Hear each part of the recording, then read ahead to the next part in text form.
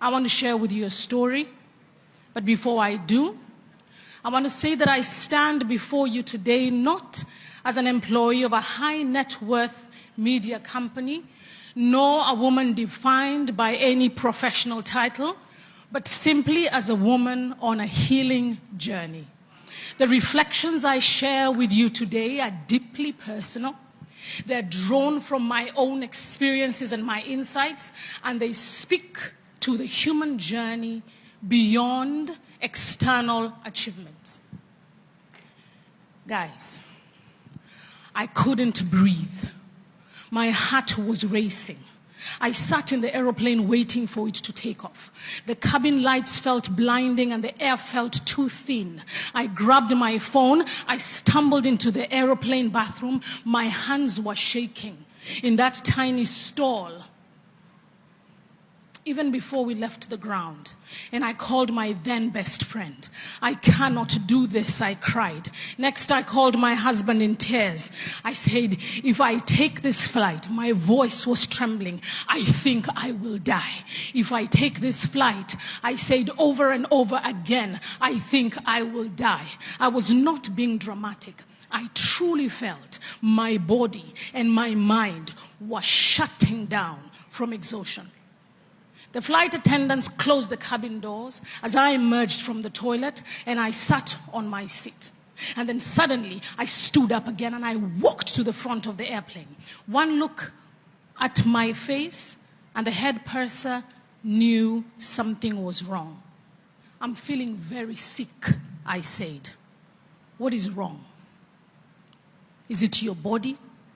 Is it your mind? Where does it hurt? She asked gently. I looked at her. I said, everywhere. And then I burst into tears. She asked me gently, everywhere? Where? In a blur, the crew made a decision. They reopened the doors of the plane. My suitcase was pulled from the overhead bin as I sat on the jump seat, cheek wet with tears. Everybody staring. I was sobbing hysterically as they found a wheelchair and carefully placed me on it and wheeled me out. I was utterly depleted and I was deeply, deeply embarrassed. Finally, when he got me home and I walked through the door, I didn't even have the strength to speak to my kids. I walked past my husband, literally on all fours. I crawled up the stairs, collapsed into bed, and slept for 3 days straight. This was my first real experience with burnout. It had hit me. Now, you would think that this dramatic episode would have been the end of the story. A clear sign that something in my life had to change. However, just 10 days later, I was back at the airport, boarding another flight, this time a private jet, heading off to the fray, too exhausted even to take a selfie. I dozed off as I stared out of the window, because that's what we do, right? As high achievers, correct? We keep it moving. We bounce back. We slap on a smile. And we tell ourselves it's just a momentary blip.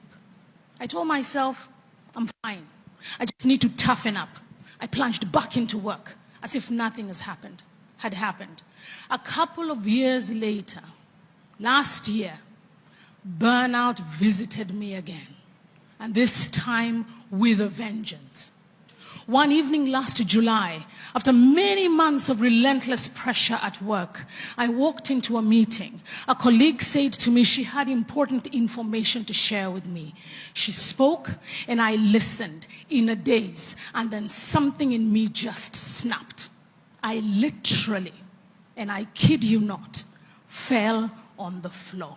I was on my chair and I fell on the floor. My legs gave way. It was as if the strings holding me up had been cut.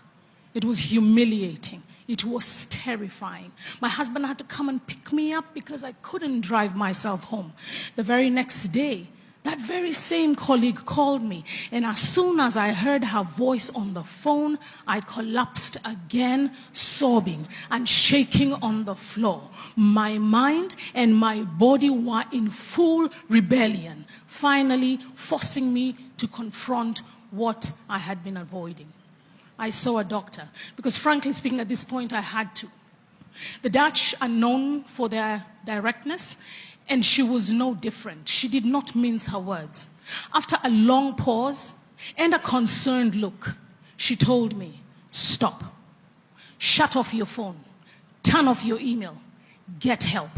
If you want to leave, you must stop working now." Her message was jarring. All my achievements, all my responsibilities, that they meant nothing if I ran myself to the ground. This career that I had been pouring my soul into was about to literally cost me my life if I didn't hit the brakes. Talk about a wake-up call. So there I was, a successful executive, a woman who on the surface to the world literally had it all, with the accolades and the title and the respect. You had the bio. I was completely broken down. I had been ignoring all the warning signs my body and heart were sending. Burnout does not announce itself with a loud voice or sirens like the police cars. It whispers. It whispers in skipped meals and shallow breaths, in early morning emails and the tears you quietly wipe away in an airport bathroom so no one sees. Burnout often looks like high functioning excellence on the outside, but in the inside, it's a quiet collapse.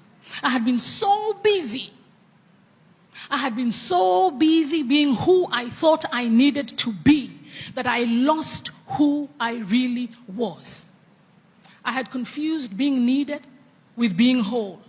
I had mistaken exhaustion for purpose. I had forgotten that rest is not a reward for finishing everything on my to-do list. Rest was a requirement for survival.